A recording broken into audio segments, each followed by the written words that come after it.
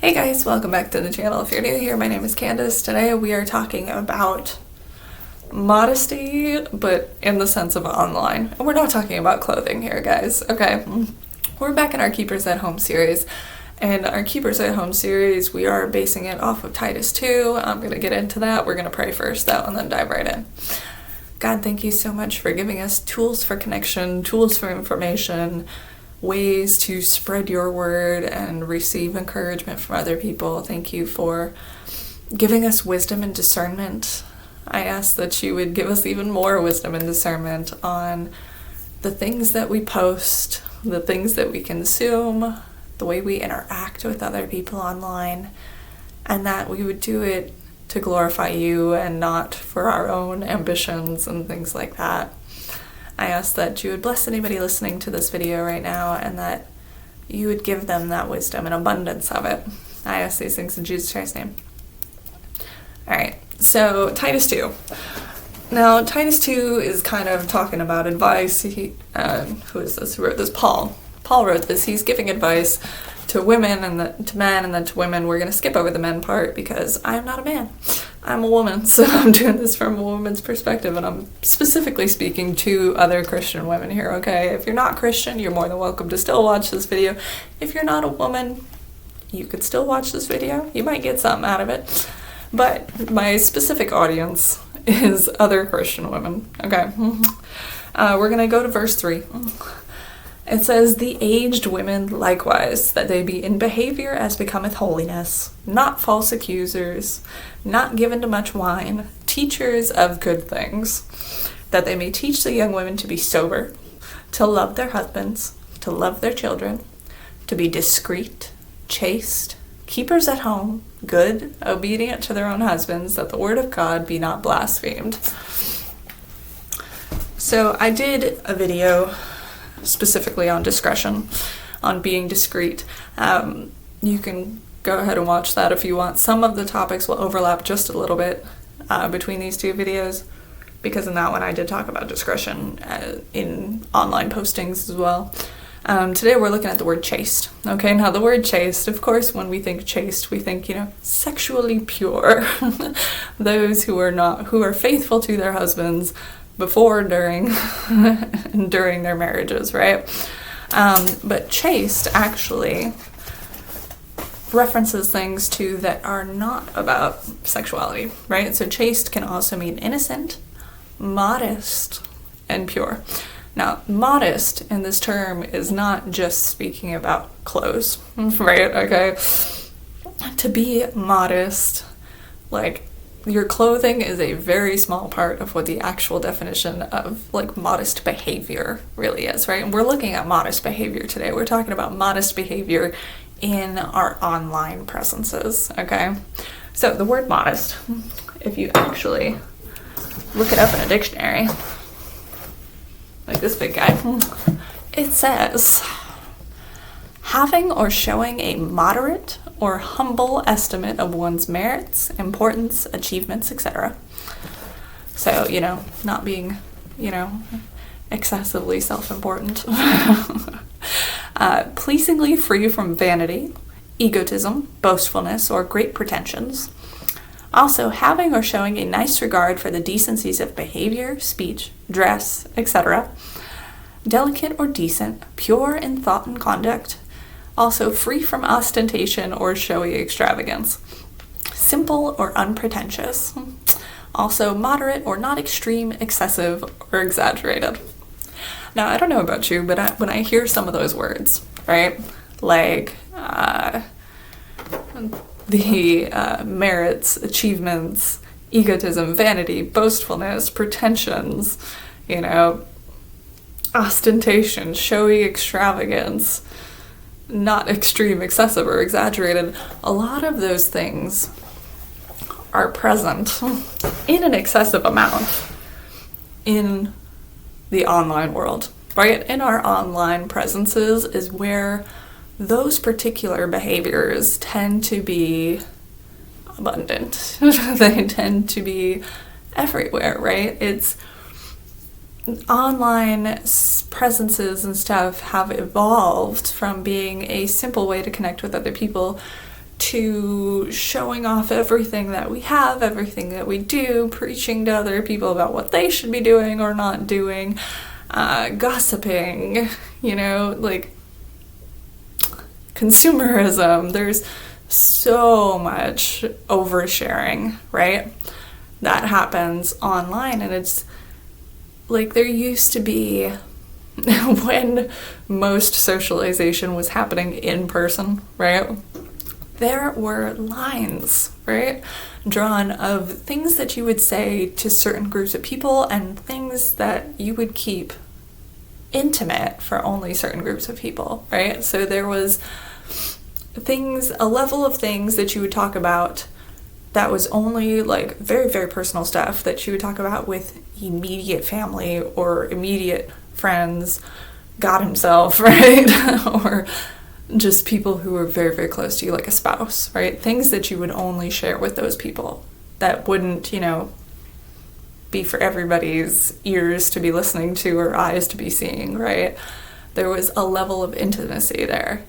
Then, you would have like your friends, people at church that you knew, stuff like that. They would get a level of communication from you that wasn't that personal stuff, but it was still generally, decent stuff. And then you would go out and there would be a level of things that you would talk about in public, which would not include your family or private life, sexual orientations or anything else, right? Like it was very much a level of modest speech and behavior that would happen with people who were strangers to you, right?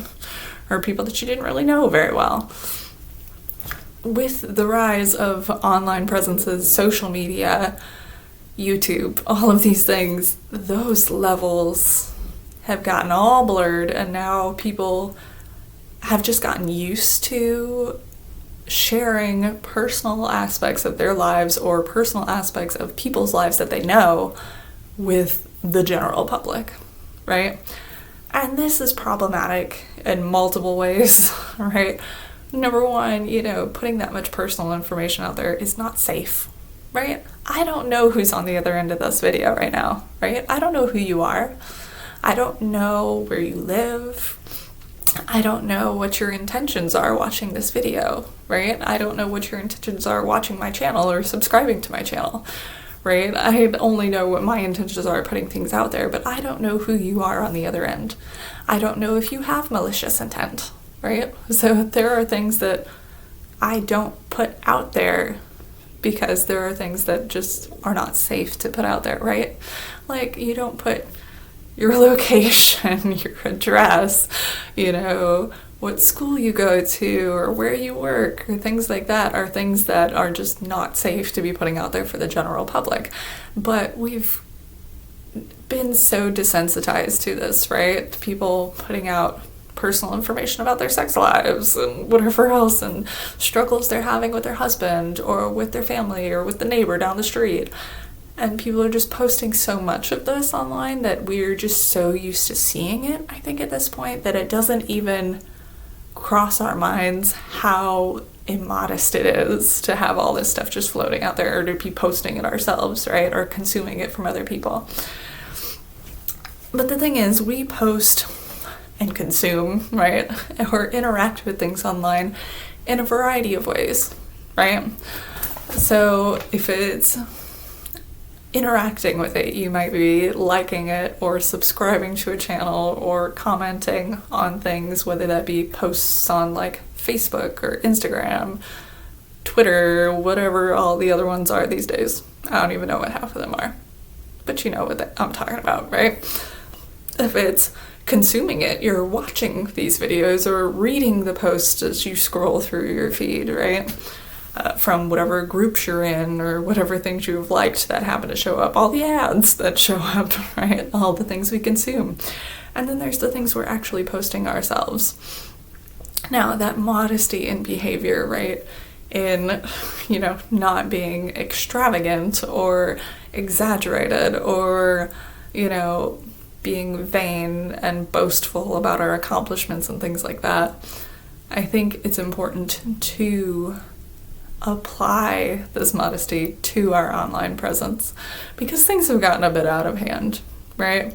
I mean, I myself was just scrolling on social media the other day, and just, in a few groups for different things, gardening, random stuff, and you see a lot of these posts that are very, very personal, right? That are sharing things, like, I don't know these people in real life, right?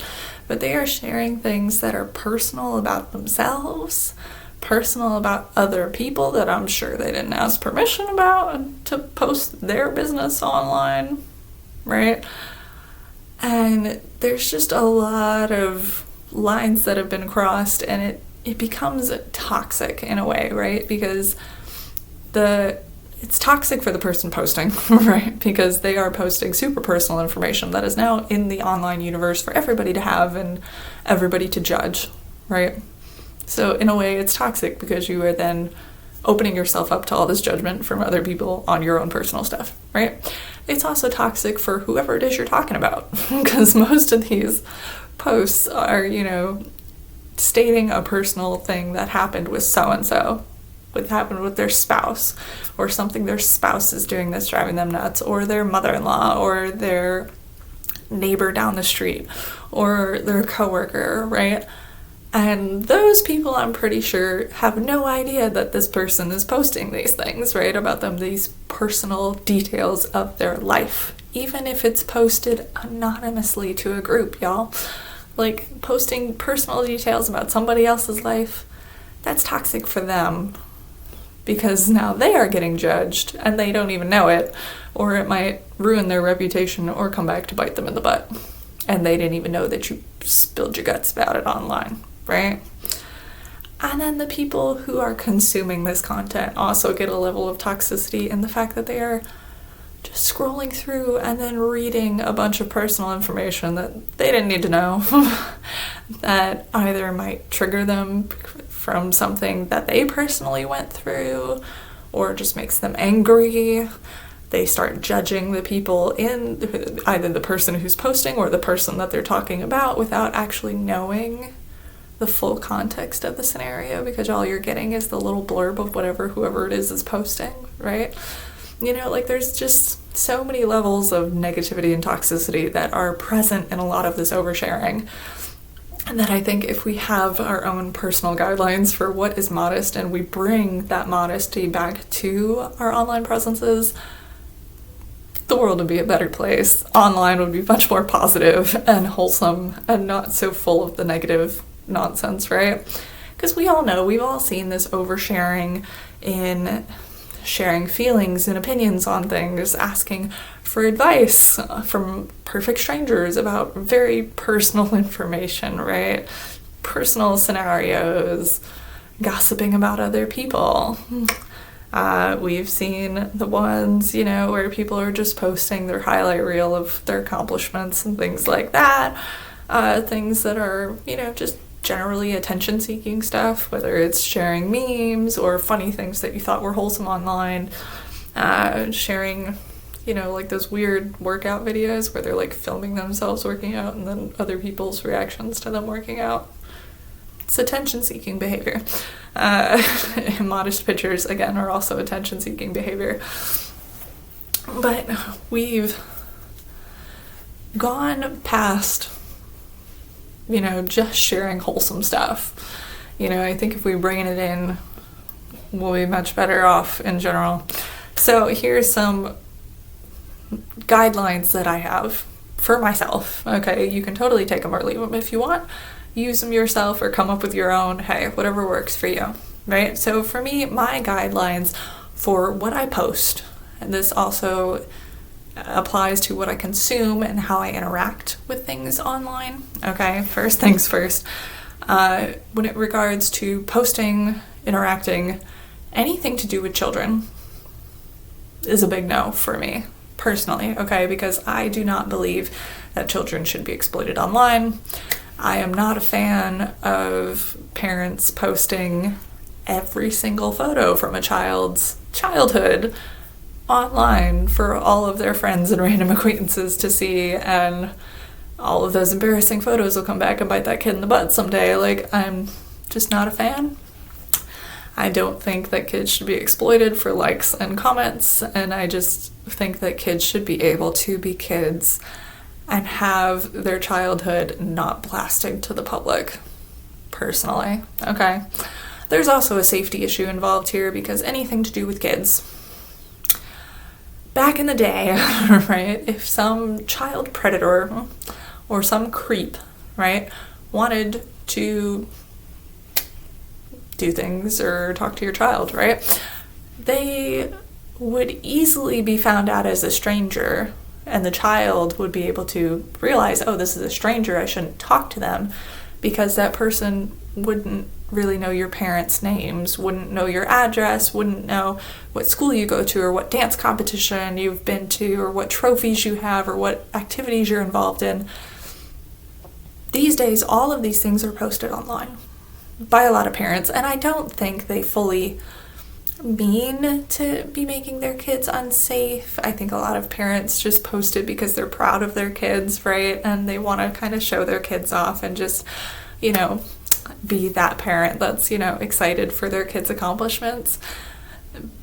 But there's a level of not safe here that's really exaggerated and going on, where the child's name will be posted online, their siblings' names, their parents' names are online, what school the kid just finished such and such a grade from, what their extracurricular activities look like, what trophies they just got from soccer or whatever else, and where they go for dance classes is all public information now that's online.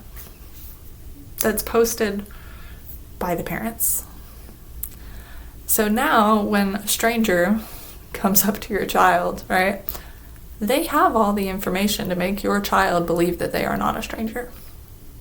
And that's dangerous, right? They know where your kid goes to school now because you posted about it online. I just don't think that this is healthy. I don't think it's safe. I just don't think it's a good idea. So anything to do with kids, if I have a picture where I am with a child that I know, I will not post it. Anything to do with kids in other people's posts, I do not interact with. I try not to interact with them, right? Unless it's like a really, really close family friend, and even then, like, I try not to, because I don't want to encourage people posting about their kids online. But that's a personal guideline for myself that I am very convicted on. Not everybody is. I mean, you could do a guideline where it's like, okay, I might post pictures of my kids, but it's only specific ones for holidays and no personal information about them is shown, you know. However you plan to do it yourself. For me, anything to do with kids is a no, right? When it comes to posting about other adults, okay? So like, say I'm in a group photo with some friends, right? I will not post that picture unless I've gotten permission from everyone in the photo that it's okay. Because I just don't want to, you know, disrespect somebody else's privacy. And I know that there was a time myself when I was not on social media at all, and I did not want my face to just be on there. So if anybody in the photo does not want to be shown online, the photo doesn't go up, right? In the same way that I don't discuss personal information about people I know online. I don't gossip about other people online. I don't tell anybody else's personal stories online, even if they're connected to my own, right? So like on this channel, I do share some of my own personal information to relate to you guys and to, you know, share advice from things that I've gone through and stuff like that. But I never give personal information about anybody else involved, right? Because that's not my place. And I just don't think it's kind or respectful, okay? When it comes to seeking advice online, I know a lot of people do like go into groups online or will be looking up specific videos for advice on things online. if it's non-personal advice, like you're like, okay, you're in a gardening group online, and you're like, hey guys, does anybody know what's wrong with my tomato plant?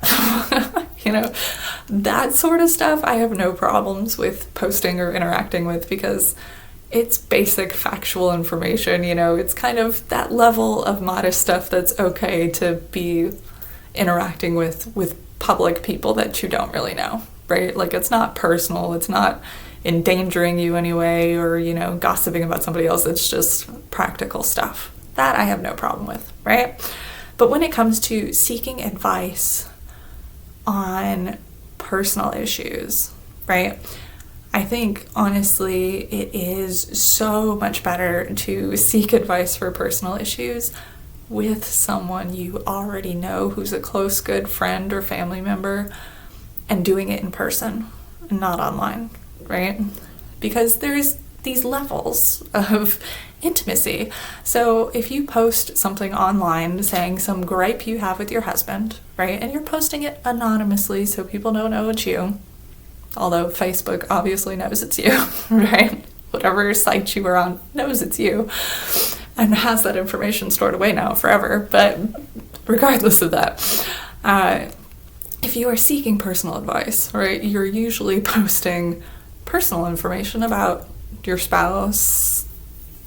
Like, I've seen, without meaning to see, right? I've seen posts where people post like, oh, my spouse talks to me this way, I caught them doing this, and this is their personal habit that's driving me nuts. Am I crazy in this? What should I do? Those kind of advice-seeking things online, right? All you're seeing is one side of the story. You're seeing a very one-dimensional situation, right? Because you're only getting whatever that person's post is saying as the information. You don't actually know this person, right? You don't usually know the other person involved that they're talking about. You don't know how those two interact in person. You don't know what this person's personality is. Like, you don't have enough information to give good advice, right? Or to give good advice that's really practical. And if you're the person posting it, you need to realize that the people who are interacting with this do not have enough information about you, and they don't know you, they don't know your spouse or whoever it is you're complaining about, they don't know the situation, and there's always more perspectives than just your own, right? In any scenario, we know this, in any conflict. And so they can't give you advice that necessarily is personalized to your situation, right?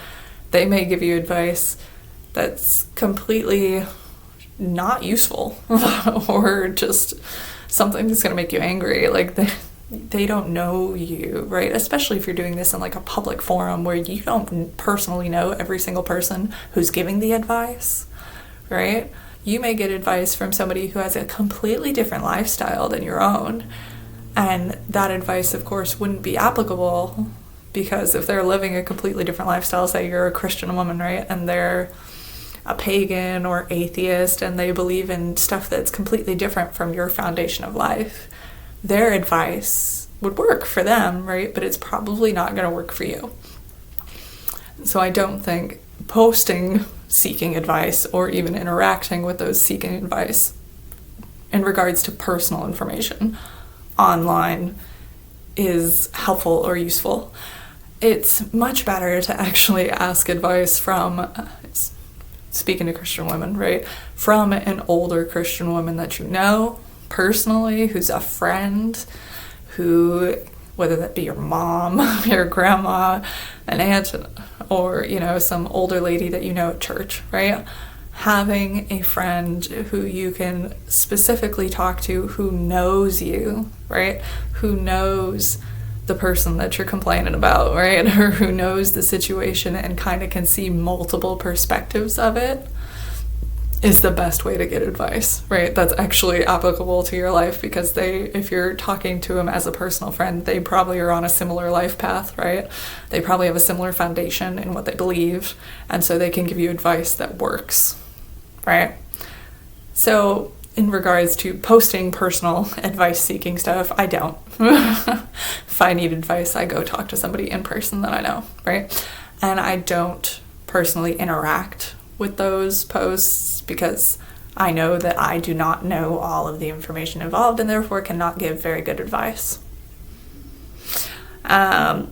Moving on. Things like people posting wholesome content like funny memes or, stuff like that, cute pictures, drawings that people have put up, stuff like that. I have no problems with any of those things. Wholesome content is fun. Things that'll make you smile. No problems with any of those, right? I think that's about all the ones that I wrote down, actually. And then when I am posting, like, my own things, right? And I don't post things very often. I do videos here more on YouTube more than I post anything else on any other social media thing, right? Before I post anything, I think about it in my head and I go, okay, what is my motivation for posting this, right? Is this something that's going to be helpful to others? Is it something that's going to make somebody smile? Is it something that's going to stir up controversy or stir up strife? Is it something that is too personal to be going online, or is it something that's kind of okay for public consumption, right? I try to think about all of these things before posting my stuff. That way I am adhering kind of to my own guidelines and my own code of what is stuff that should be really here and then what stuff that's okay to share with everyone else. And I also do keep, like, if I'm on specific social media sites, right, where you have, like, friends, right, I do keep my friends limited to people that I have met in person or are, like, extended family or something like that, just because, if I'm going to post, like, a picture of my cats or something like that, right, I don't want that to just go out to everybody on those sorts of sites. Now, this particular channel, of course, is meant to be public, so it's a very public level of information, right? But on sites where you're posting stuff that's slightly more personal, because, it's friends, again, I keep my friends list limited. But that's just me. You can do as you please, right? I just think overall, in the realm of online presences, I think it is a useful tool, right, that we can use to share wholesome content, that we can use to keep up with people and see what they're doing, or to communicate with people.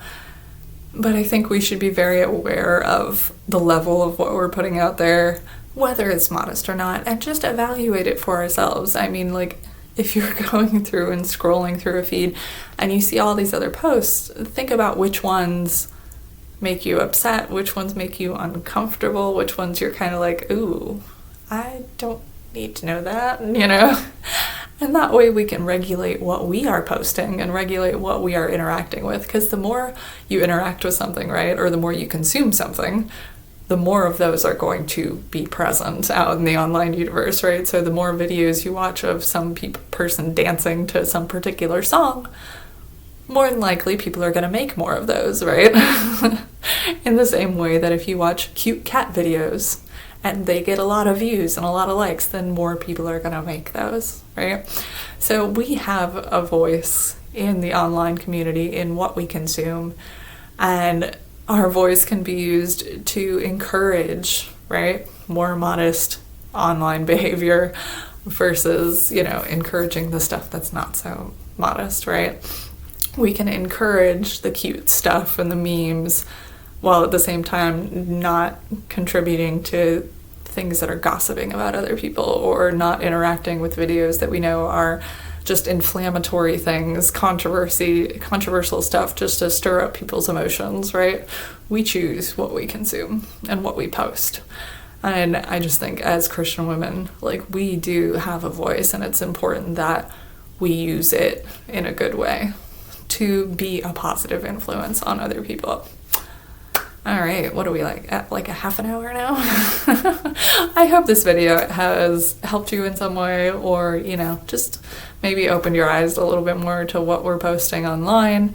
If you have any guidelines of your own specifically that you'd like to share about things you put online, things like that, go ahead and throw them down in the comments. I'd love to hear about them.